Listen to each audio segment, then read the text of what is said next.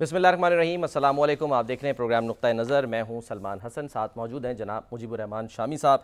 नाजरीन, आइनी तरामीम का मसला ऐसा है जिस पर पहले तो ये कहा जा रहा था कि ये ज़रूरी भी हैं, मजबूरी भी हैं, लेकिन अब बिलावल भुट्टो साहब ने एक इंटरव्यू में ये कहा गुज़श्ता रोज़ कि जी 25 से पहले ना ये ज़रूरी हैं ना मजबूरी हैं। लेकिन इसके बावजूद हम देख रहे हैं कि जो दोनों फ़रीक़ हैं, दोनों तरफ से कोशिशें भरपूर हो रही हैं। हुकूमत अपनी तरफ से भरपूर कोशिश कर रही है कि जो उसके अरकान बैरून मुल्क मौजूद हैं उनको पाबंद किया जाए कि 15 अक्टूबर से वो पहले वापस आ जाएं, ताकि आइनी तरमीम अगर आती है तो उसमें वोट जो है वो डाल सकें।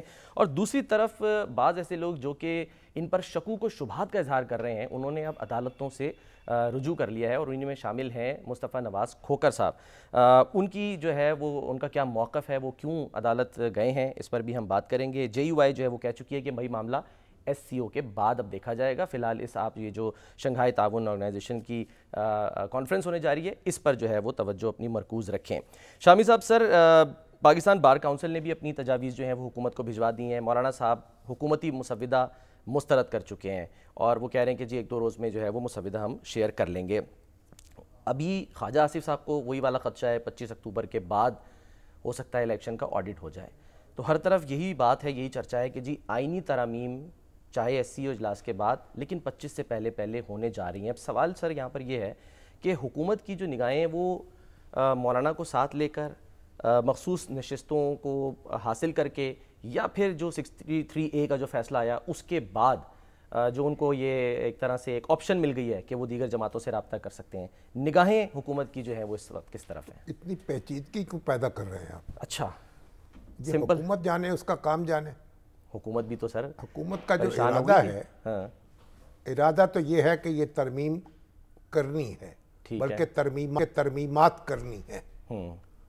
अब उसमें कामयाबी होती है नहीं होती है, अरकान पूरे होते हैं नहीं होते हैं, और फिर मौलाना फजलुर रहमान साहब जो है अपना मसवदा पेश करते हैं तो किस नुक्ते से दस्तबरदार होना पड़ता है और किससे फिर किसकी कबूलियत होती है, ये सारी बातें जो हैं मालूम होंगी, आने वाले चंद रोज़ में मालूम हो जाएंगी। अभी तो शंघाई जो कॉन्फ्रेंस है जी सर, उसकी समिट इजलास होने वाला है, सारी तवज्जो उस पर मरकूज़ है और कि अमन व अमान से हो जाए, खैरियत से हो जाए और कोई एहतजाजी मंजर ना देखने को मिले।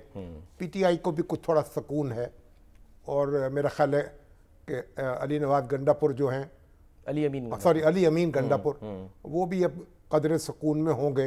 अब तो उन्होंने IG के जो इख्तियारात हैं वही हासिल कर लिए, जिसमें बड़ी यानी इमरान खान साहब जो थे उन्होंने 5-7 बरस चैन नहीं लेने दिया कि हमने पुलिस को खुद मुख्तार कर दिया है, IG को खुद मुख्तार कर दिया है और पोस्टिंग ट्रांसफ़र में चीफ मिनिस्टर दखल नहीं दे सकता।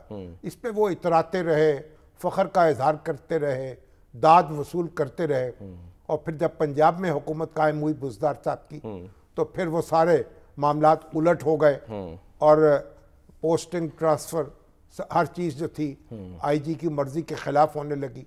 और अब KPK के अंदर भी जो इमरान खान साहब की इस्लाहात थी वो सारी उन्होंने वापस ले ली हैं। अब उन्होंने कहा, इमरान खान साहब कहते थे जनाब परवेज़ खटक साहब के हलके में उनके शहर में DPO बदल दिया गया, ट्रांसफ़र हो गया, उनको पता नहीं था। तो उनको मीटिंग के दौरान मालूम हुआ तो उन्होंने IG से कहा भाई मुझे, उन्होंने कहा जी आपको बताने की ज़रूरत नहीं है। तो अब उन्होंने कहा है कि पोस्टिंग और ट्रांसफ़र मैं खुद करूँगा, वज़ीर आला करेगा। काबीना ने वो इख्तियारात उनके वापस ले लिए IG के। गोया वो कहते हैं ना पंजाबी मुहावरे के मुताबिक कि डिगी खोते तो गुस्सा को मारते। अब वो IG जो इस्लामाबाद के हैं उन पर गुस्सा था, वो तो बस में नहीं आए, नज़ला इन पे गिरा, काबू में नहीं आए। और वो अब उन्होंने क्या किया कि जो IG KPK के हैं उनके इख्तियारात तलब कर लिए। अब वो DPOs की पोस्टिंग ट्रांसफ़र खुद करेंगे और वो सारी खुद मुख्तारी का डंडोरा जो था वो धरे का धरा रह गया।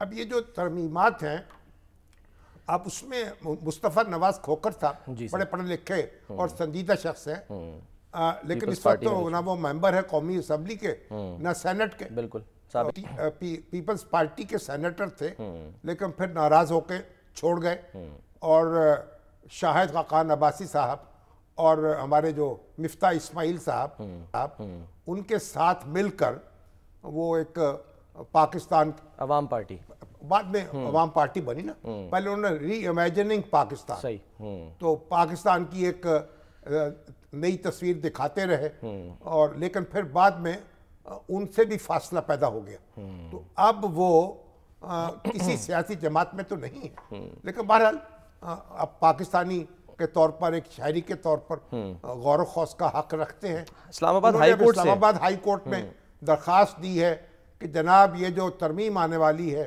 اس کو 8 ہفتے جو ہیں ان کے لیے اس کے لیے مشتہر کرنا چاہیے، اور عدالت جو ہے اس پہ ہدایات جاری کرے۔ اب عدالت کیسے ہدایات جاری کرے گی؟ یہی تو ایک مسئلہ پیدا ہوا ہے، جو پارلیمنٹ کہتی ہے کہ ہمارے معاملات میں مداخلت نہ کی جائے۔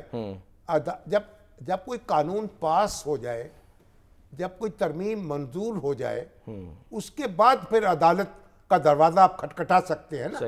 آپ کہیں کہ یہ فنڈامنٹل رائٹس کے خلاف ہے یا آئین کے جو بنیادی ڈھانچے کے خلاف ہے، اور اس لیے یہ ترمیم جو ہے، اگرچہ کہ وہ بھی بہت مشکل کام ہے، جب آئینی ترمیم ہو جائے تو عدالت کے لیے بہت مشکل ہے کہ اس پہ خط تنسیخ پھیر دے، لیکن یہ جو اس وقت انہوں نے کام کیا ہے، یعنی گاڑی کے آگے نہیں گاڑی کے پیچھے گھوڑا باندھا ہے، تو یہ میرا خیال ہے کہ اس سے تو عدالت جو ہے اگر اس پہ کوئی حکم جاری کرے گی تو اس میں بھی پھر ایک نئی الجھن پیدا ہوگی۔ سر وہ کہہ رہے کہ 18ویں ترمیم میں بھی عوامی رائے لی گئی تھی۔ جو کچھ بھی ہو یہ پارلیمنٹ کا کام ہے، یہ عدالت کا کام نہیں ہے۔ عدالت پارلیمنٹ کے پروسیجر میں، پارلیمنٹ کے امور میں اس طرح مداخلت نہیں کر سکتی کہ پارلیمنٹ کو کہے کہ آپ 2 دن لگائیں گے بحث میں یا 4 دن لگائیں گے یا 6 دن لگائیں گے۔ یہ پارلیمنٹ کا کام ہے، پارلیمنٹ خود مختار ادارہ ہے، اس معاملے میں وہ عدالت کا زیریں ادارہ نہیں ہے۔ لیکن جب اگر کوئی قانون پاس ہو جائے تو آپ دیکھیں جس طرح بندیال صاحب نے وہ پروسیجر ایکٹ جو تھا اس کو معطل کر دیا نافذ ہونے سے پہلے، راستے میں اچک لیا، لیکن یہ کوئی بری مثال قائم کی، اور پھر اس کے بعد قاضی فائز عیسیٰ صاحب نے وہ ختم کر دیا ان کا حکم۔ تو اب یہ جو اسلام آباد ہائی کورٹ سے جو مطالبہ کیا جا رہا ہے، مصطفیٰ نواز کھوکھر صاحب جو مطالبہ کر رہے ہیں، میرا خیال وہ تجاوز کر رہے ہیں، اور ان جیسے پڑھے لکھے شخص کو یہ زیب نہیں دیتا۔ ان کو چاہیے تھا کہ وہ اسپیکر سے ملتے، وہ لیڈر آف دی اپوزیشن سے ملتے، لیڈر آف دی ہاؤس سے ملتے، جو مختلف پارٹیوں کے لیڈر ہیں ان سے ملتے کہ بھئی آپ اس طریقے سے اس کو مشتہر کریں، اس کو بحث تمیز کریں۔ مگر اس کا مطلب یہ نہیں ہے کہ عدالت جو ہے وہ ایوان کو یہ ہدایت جاری کرے کہ انہیں کتنے دن کس معاملے پہ بحث کرنی چاہیے اور کتنے دن نہیں کرنی چاہیے۔ تو بہرحال ابھی جو مسودہ حتمی طور پر آئے گا اس سے اندازہ ہو سکے گا، اور خواجہ آصف صاحب جو بات کہہ رہے ہیں اور دوسرے لوگ جو سوچ رہے ہیں ان کو خطرہ ہے، خدشہ ہے کہ عدالت جو ہے اس کے ذریعے سے بساط نہ الٹ جائے، الیکشن آڈٹ نہ ہو جائے، الیکشن کا آڈٹ ہو یا کوئی اور طریقہ ہو، تو عدالت کے ذریعے سے کوئی ایسا انقلاب برپا نہ ہو جائے جو نہیں سیاست کے ذریعے برپا نہیں ہو سکتا۔ صحیح۔ تو اس لیے حکومت کی پوری کوشش ہوگی، آپ دیکھیے اس میں کتنی کامیابی ہوتی ہے، کتنی ناکامی ہوتی ہے، کیونکہ ریاست کے سارے ادارے جڑے ہوئے ہیں اور چاہتے ہیں کہ ملک میں کوئی افراتفری نہ ہو، بے یقینی نہ ہو، معیشت جو سنبھل رہی ہے۔ دیکھیں نا، اب اس وقت تو تفصیلات زر ہیں جو اوورسیز پاکستانیز بھیج رہے ہیں، اس میں ریکارڈ اضافہ ہو گیا، بالکل، اور 2.8 ارب ڈالر جو ہیں ایک مہینے میں وصول ہوئے، اور ان 3 مہینے میں یعنی آئی ایم ایف سے زیادہ رقم جو ہمیں ملنی ہے۔ آئی ایم ایف کا تو معاملہ نہ کریں نا، آئی ایم ایف کی جو رقم ہوتی ہے وہ آئی ایم ایف کی رقم آپ اس کو مقدار پہ نہ جایا کریں۔ اچھا، آئی ایم ایف جب کسی پروگرام کو قبول کرتی ہے یا پروگرام چل رہا ہوتا ہے تو ایک وہ دنیا بھر کے مالیاتی اداروں کو یہ ایک میسج جاتا ہے کہ یہ معیشت محفوظ ہاتھوں میں ہے صحیح، اور آپ اس کو ڈیل کر سکتے ہیں. ٹھیک تو ہے. وہ آئی ایم ایف سے آپ $1 ارب مل جائے یا $2 ارب مل جائے اس کی اہمیت نہیں ہے. انٹرنیشنل جو گارنٹی آپ کی بورو کرنے کی صلاحیت بڑھ جاتی ہے اور آپ کا اعتبار بڑھ جاتا ہے مالیاتی اداروں میں, وہ ایک کام آتا ہے. تو اب دوست ملک جو ہیں وہ بھی آگے بڑھ رہے ہیں. سعودی عرب کا ڈیلیگیشن بھی آگے ہے, اس کا معاہدہ بھی ہونے والا ہے, اور ایک سرمایہ کاری جو ہے وہ ممکن ہوگی آئندہ چند سال کے اندر $2 سے $5 ارب تک. صحیح. اس طریقے سے ایک سیاست جو ہے اس کو قابو کیا گیا ہے, تو معیشت جو ہے تاکہ وہ بہتر ہو جائے. اب اگر کسی طریقے سے پھر ایک دھما چوکڑی مچ جاتی تو سارے کام دھرے کے دھرے رہ جائیں گے. تو میرا خیال حکومت اس میں سر کی اور دھڑ کی بازی لگائے گی اور ہر قیمت پر ترامیم کرنے کی کوشش کرے گی. اچھا, یہی وجہ ہے سر کہ وہ جو بیرون ملک ہم نے بتایا کہ موجود ہے ان کو بلانے کا کہا گیا. قبول ہوں گی, کتنا ان پہ اتفاق ہوگا, کتنا ان پہ احتجاج ہوگا, یہ تو پھر جب حشر کا دن آئے گا اس وقت دیکھا جائے گا. تو فی الحال تو یہ مرحلہ عبور کرنا ہے. ٹھیک ہے سر. وہ پرویز مشرف صاحب کہتے تھے نا, we will cross the bridge when we'll come to it. reach it. تو جب آپ پل کے قریب آئیں گے, اس کو عبور کریں گے, پھر دیکھیں گے کہ کیا بنتا ہے آپ کے ساتھ. ٹھیک ہے. اور کیا ہمارے ساتھ بناتے ہیں. سر کل بڑی ڈیٹیل میں آپ نے بتایا تھا کہ وجوہات کیا ہیں کہ آئینی یہ خاص کر جو عدالتی اصلاحات ہیں وہ کیوں ضروری ہیں. میں بھی ظاہر سن کے حیران ہوا, لیکن آج اس کی ایک ہمیں مثال ملی, وہ ڈیم فنڈ کا جو ہے معاملہ آج زیر بحث آیا کیونکہ وہ کیس چل رہا ہے. ڈیم فنڈ تو دیکھیں نا, 11 ارب روپے اکٹھے ہوئے تھے, 23 ارب ہو گئے. اب وہ ایک سود مل کے اسٹیٹ بینک میں رکھے ہوئے ہیں تو 23 ارب ہو چکے ہیں. 12 ارب کا تو انٹرسٹ اس پہ آ گیا. تو اب بات یہ ہے کہ یہ جو ڈیم ہے یہ تو 600-700 ارب روپے کی بات ہوتی ہے, اس میں 10-11-12 ارب روپے کی کیا اہمیت ہے.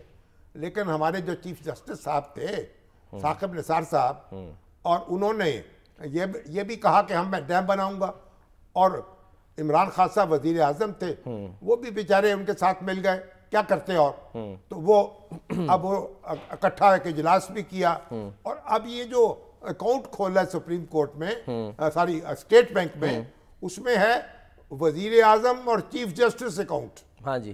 تو قاضی صاحب نے کہا بھائی یہ کیا بیہودہ نام ہے. دیکھیے وزیر اعظم کا اپنا کام ہے, چیف جسٹس کا اپنا کام ہے, اور اتنا اچھل کود کر کے, اتنا ہنگامہ کر کے یہ 11 ارب روپے آپ نے کٹھے کیے اور کٹوتی کرائی کو لوگوں سے لیے. بہرحال ایک مکروہ مثال قائم کی, ایسی مثال جس پہ پاکستان کی عدلیہ شرمندہ رہے گی جب بھی ذکر آئے گا.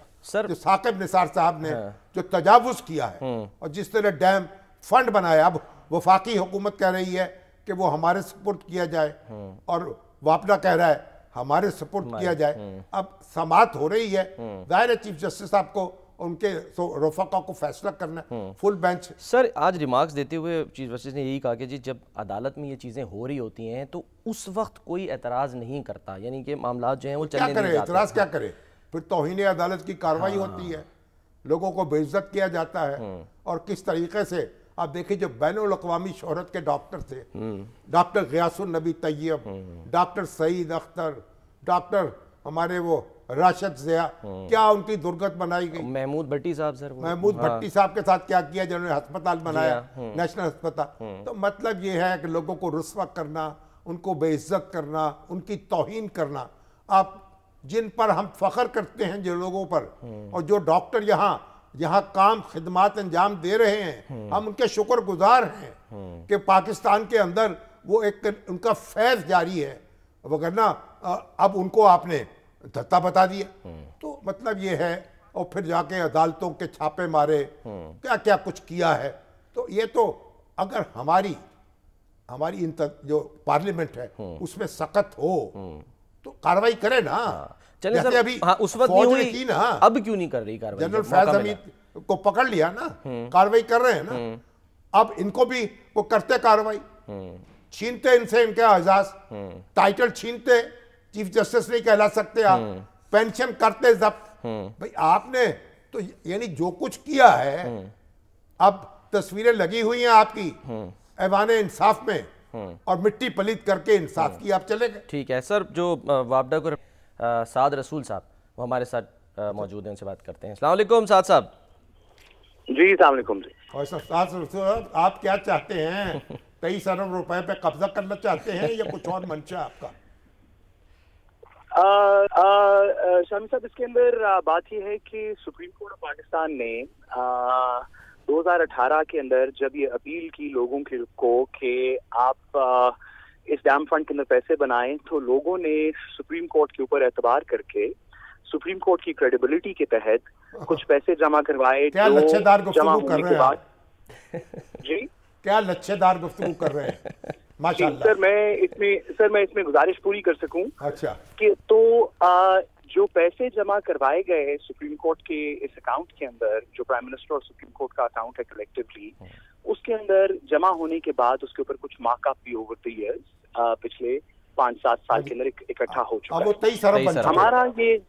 हमारा ये वापडा की तरफ से कहना ये है अदालत को कि लोगों ने ये पैसे इस डैम को कंस्ट्रक्ट करने के लिए बनाए, इन डैम्स को बनाने के लिए इनकी तरफ बनाए पैसे दिए। ठीक है। तो हमारी अदालत से इस्तदा ये थी कि इस पैसे को हुकूमत के किसी जनरल फंड में किसी और चीज के अंदर इस्तेमाल ना की जाए, क्योंकि ये अदालत के हुक्म के ताबे इस डैम के लिए लोगों ने दिए हैं, तो इनको वापडा को रिलीज कर दिया, वापडा को ये पैसे रिलीज कर दी जाए और अदालत के हुक्म में मुख्तस कर दिया जाए वापडा को कि वापडा भी किसी और चीज के ऊपर इसको खर्च नहीं करेगी, इन डैम्स के ऊपर इसको पैसे को लगाएगी। ये हमारी इस्तदा थी अदालत के सामने। चलिए, अभी तो मेरा ख्याल आपकी इस्तदा कबूल कर ली जाएगी गालिबन, लेकिन ये तो अभी डैम बादशाह डैम पर काम तो हो रहा है ना?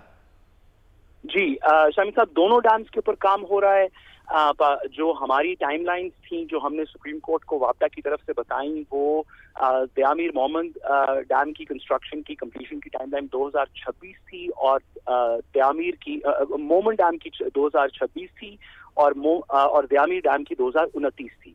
जब हमने ये टाइमलाइंस दी थी 2018 में सुप्रीम कोर्ट में, उस वक्त कोविड नहीं आया था। तो कोविड के 1 साल में काम थोड़ा सा सुस्त हुआ, इंजीनियर्स वगैरह भी पाकिस्तान से वापस चले गए।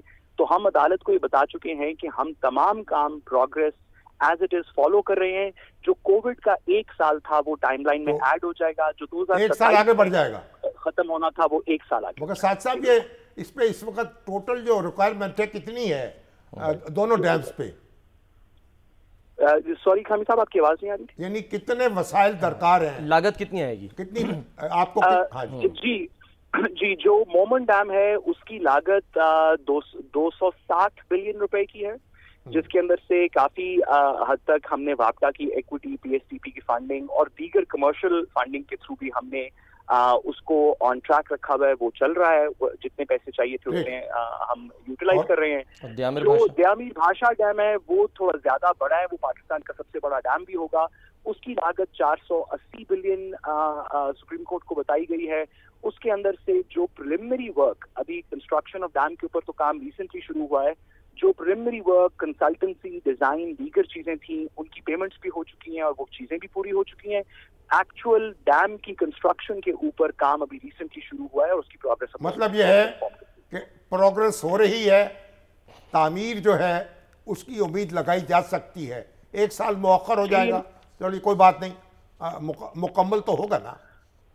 जी इंशाल्लाह शामी साहब, हमने सुप्रीम कोर्ट को लिख के अपनी प्रोग्रेस रिपोर्ट के तहत ये बताया है कि इंशाल्लाह 1 साल की ताखीर के बाद मोमन डैम हम 2027 के एंड में और द्यामीर डैम इंशाल्लाह वापडा 2029 के एंड तक पूरा कर लेगा। बहुत ठीक है, बहुत बहुत शुक्रिया साद रसूल साहब। अब आप देख लीजिए, 200 अरब रुपए और 450 अरब रुपए, और उसमें 11 अरब रुपए कहाँ हैं? जब सुप्रीम कोर्ट की क्रेडिबिलिटी है, कभी कहा उनको चंदा दिया लोगों ने, कितने पैसे?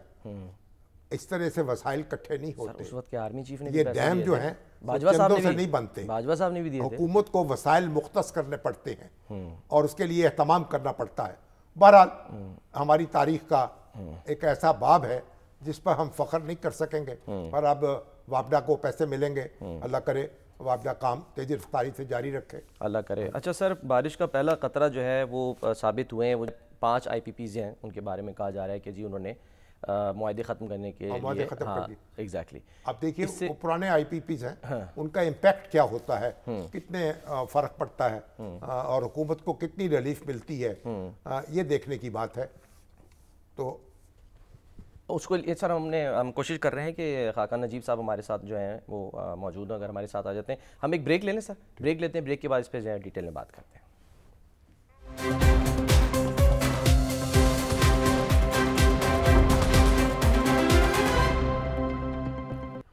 Welcome back. शामी साहब, मईशत की गाड़ी आहिस्ता आहिस्ता सही लेकिन सही समत में गामजन है, चल रही है, और इसमें कभी हमें IMF से फ्यूल मिल जाता है और कभी हमें अंदर से खबरें आ जाती हैं। खाकान साहब अस्सलाम वालेकुम। खाकान नजीब साहब, वेलकम सर। वालेकुम अस्सलाम। शामी साहब कैसे हैं? आप बताएं, ये जो IPPs के साथ मुआहदे हुए हैं 5 के साथ, इससे कितना इम्पैक्ट पड़ेगा बिजली की कीमत पर?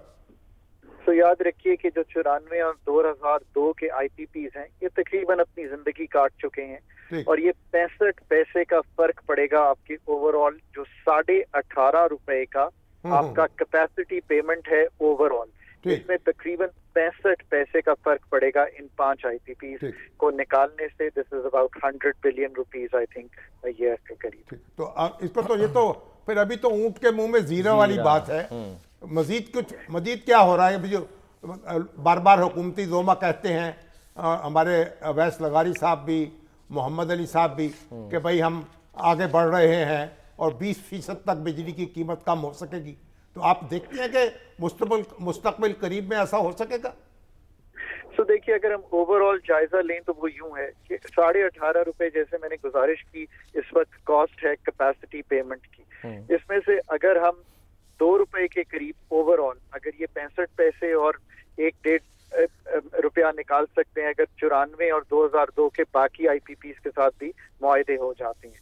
जो हुकूमत के अपने IPPs हैं, जो 2015 के बाद CPEC के प्रोजेक्ट्स जो हुकूमत के पास हैं, उसमें 1-1.25 रुपए की गुंजाइश है। और आखिरी बात कर दूं, जो असल गुंजाइश है वो CPEC चाइनीज प्रोजेक्ट में, जिनमें 3-3.25 रुपए की गुंजाइश है। अगर हम अपने डेट को मौखर कर देते हैं, यानी कि अगले 3-4 साल की जो पेमेंट है उसको 10, 15 या 20 साल पे मुहीत कर देते हैं, तो आपको 3-3.25 रुपए। सो ओवरऑल मैं समझता हूँ कि कहीं 1 रुपए से लेके 6 रुपए के दरमियान जाकर ये अगर फॉर्मलाइज कर लें सारा स्ट्रक्चर, तो आपको ये पैसे जो हैं वो बचना शुरू हो जाएंगे आने वाले अगले सालों में। वो तो चीन, अब इसके साथ चीन के साथ मामला करना पड़ेगा ना, जो भी जरूर। हाँ जी, मगर चीन इज अ मस्ट, बिकॉज जो आखिरी महंगे इन टर्म्स ऑफ जो CPEC प्रोजेक्ट 2015 में लगे हैं, असल डेट हैवी पेमेंट उनकी है, क्योंकि शामी साहब पहले 10 साल में डेट की पेमेंट हो जाती है, प्रोजेक्ट 25 साल चलता है। ठीक है। अच्छा, ये खाकान साहब, जो अभी ज़ाहिर डेलीगेशन पहुंचा है सऊदी अरब का, यहाँ से भी बड़ी उम्मीदें, कहा जा रहा है $2 अरब के जो हैं वो मुआहदे इनसे होंगे। साथ साथ ये भी कहा जाता है कि जी सिंगल डिजिट में महंगाई आ गई, लेकिन एक शिकायत हर वक्त आवाम की तरफ से ये रहती है कि जिसके समरात नहीं पहुंच रहे हैं आम आदमी तक। तो ये क्यों जो है वो ये शिकायत होती है और इसका क्या है अजाला?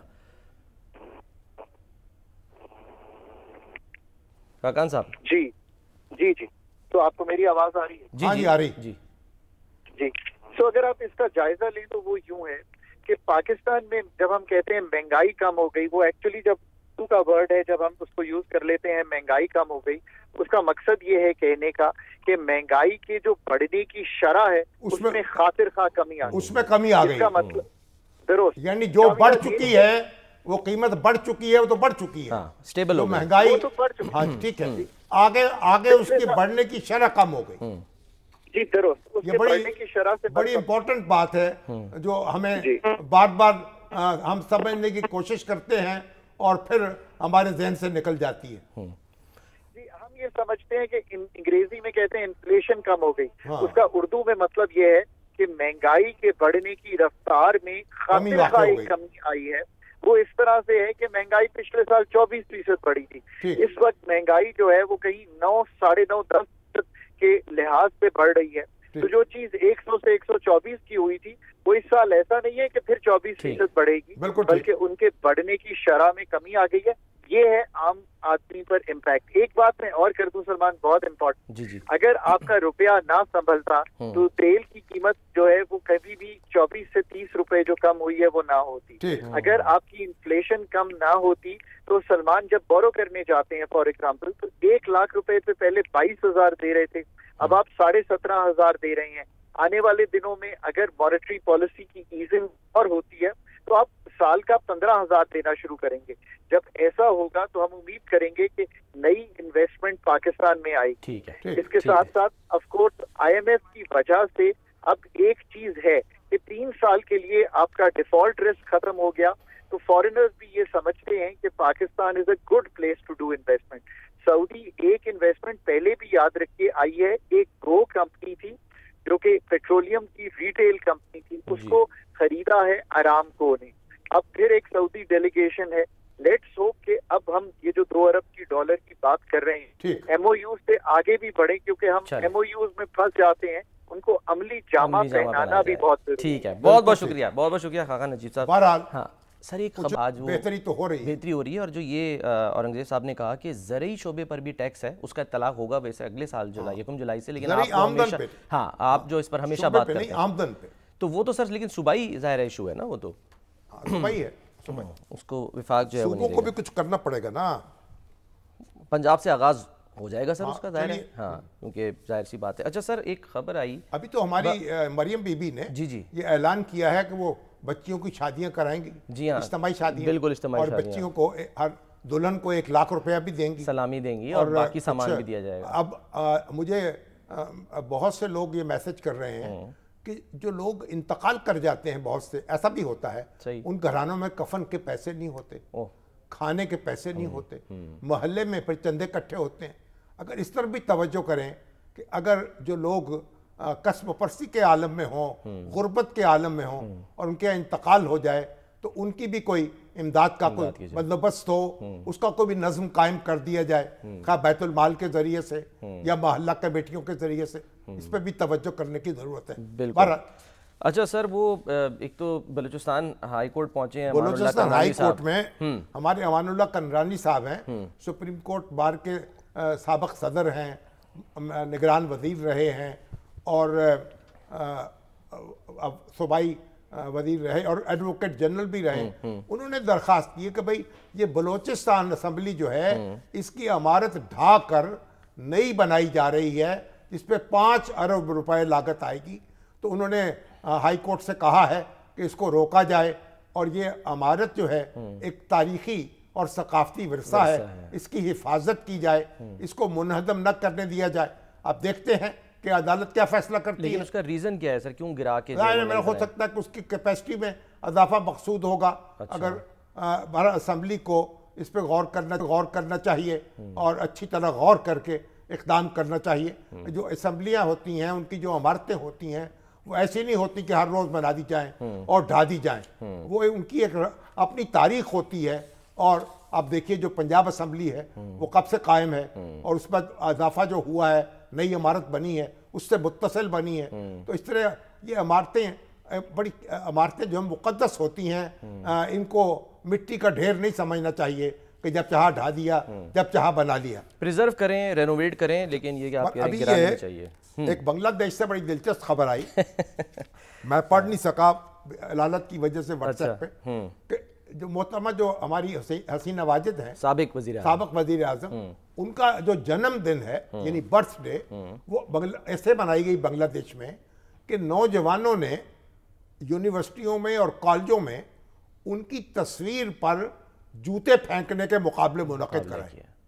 تصویر لگا دی گئی بڑی سی، اب اس کو نشانہ بنانا ہے آپ نے. اچھا، جن کا نشانہ ٹھیک بیٹھا ان کو انعام دیا گیا، یعنی منہ پہ مارنا ہے، ان کے منہ پہ مارنا ہے. تو جوتے مارے گئے اور پہ انعامات دیے گئے. یہ دنیا کی تاریخ میں یہ ایسی سالگرہ کبھی کسی کی نہیں منائی گئی ہوگی. اور جس طرح حسینہ واجد نے جو ظلم ڈھائے ہیں اپنی قوم کو، جس طریقے سے تتر بتر کیا ہے، جس میں لوگوں کو پھانسیاں لگائی ہیں اور لوگوں کو اور یعنی ایک انہوں نے طوفان بدتمیزی مچایا ہے. اس کا دیکھیے پھر اب کیا حشر ہو رہا ہے. اور کس طریقے سے ان کا دروازے کے اپنی قدم نہیں رکھتے. اخلاقی طور پہ دیکھا جائے سر شاید بہت سے لوگ اختلاف کریں, درست نہیں ہے, اچھی چیز نہیں ہے, اختلاف آپ کر سکتے ہیں, لیکن جو غم و غصہ ہے اسٹوڈنٹس کے اندر, ہاں اب دیکھیے اس کا نتیجہ جو ہے وہ بڑا خوفناک نکل رہا ہے. اچھا سر, وہ ڈاکٹر ذاکر نائک صاحب جو ہیں وہ بڑے خفا ہیں. نہیں, ڈاکٹر ذاکر نائک صاحب آئے ہیں, بڑی اچھی بات ہے, ان کا وجود بڑا بابرکت ہے. ہم ان کی گفتگو سن رہے ہیں, وہ کچھ ایک غصہ آ جاتا ہے. کبھی وہ پی آئی اے پہ ناراض ہو گئے کہ جناب انہوں نے ہمارے سامان جو ہے سامان بڑھ گیا, جب لائے تھے تو کہا, انہوں نے کہا جی ہم اس کو 50% چھوڑ دیتے ہیں, آپ کو دینا پڑے گا ہر جرمانہ اس کا. لیکن انہوں نے کہا میں تو اسٹیٹ گیسٹ تھا اور میرے ساتھ ایسا کیوں ہوا, اور پھر اس پہ غصہ آیا.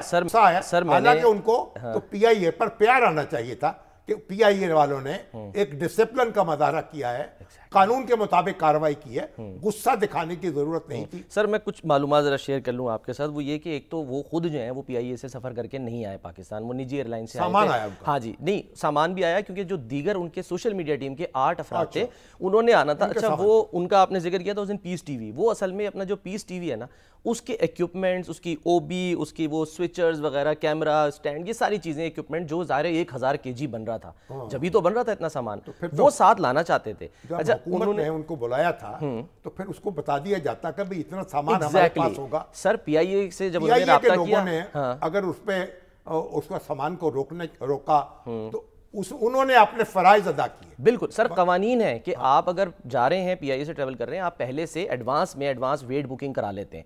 اس میں انہوں نے کہا وہ ہم 50% ڈسکاؤنٹ دے سکتے ہیں, ہمارے اختیار میں ہے.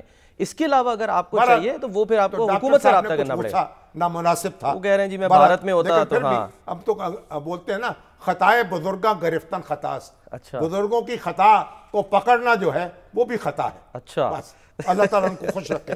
ابھی یہ کتاب ہے میرے پاس, مسئلہ قادیانی. یہ ہمارے دوست ہیں جمیل اطہر قاضی صاحب, اچھا انہوں نے لکھی ہے.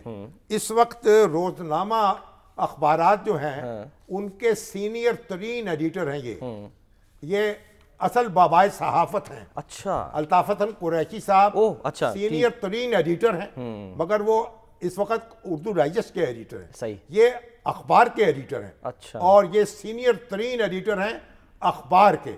اگر وہ بابائے صحافت اول ہیں تو یہ بابائے صحافت دوئم ہیں. اچھا, اور انہوں نے یہ قادیانی تحریک جو ہے, جو قادیانی اس کے خلاف چلتی رہی, قادیانی مسئلہ جو کبھی ان کو اقلیت قرار دیا جائے, مسلمانوں سے الگ ان کا ایک مذہب ہے اس کو الگ رکھا جائے, آئین میں جو آیا 1953 میں تحریک چلی, پھر 1974 میں تحریک چلی, اور 1953 میں یہ تو 12 سال کی عمر تھی ان کی, انہوں نے نظم پڑھی ہے, گرفتار ہو گئے.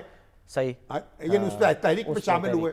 اور پھر اس کے بعد اب آج کل ایک روزنامہ وفاق کے ایڈیٹر رہے, پھر جرت کے اور تجارت کے ایڈیٹر ہیں آج ماشاءاللہ.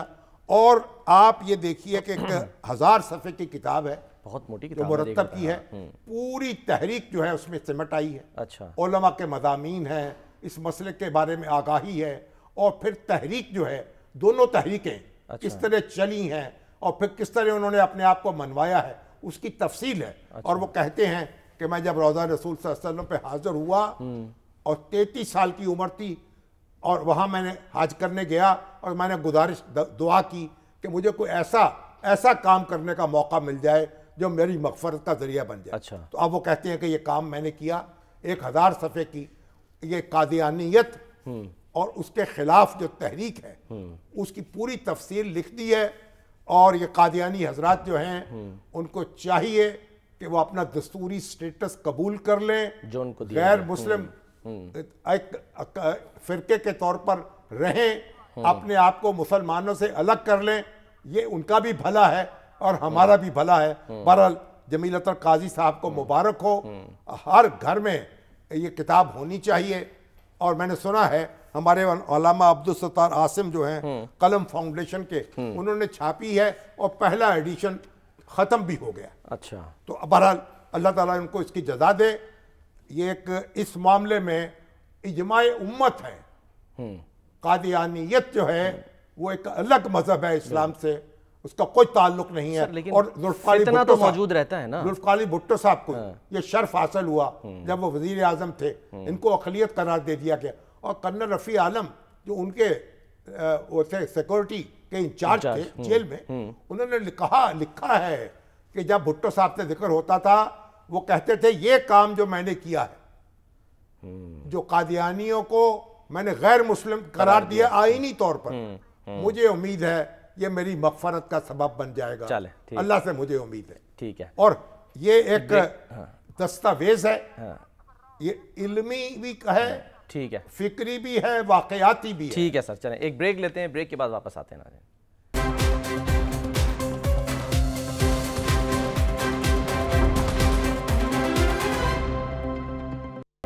پروگرام کا وقت ختم ہوتا ہے. ناظرین اپنا خیال رکھیے. اللہ حافظ.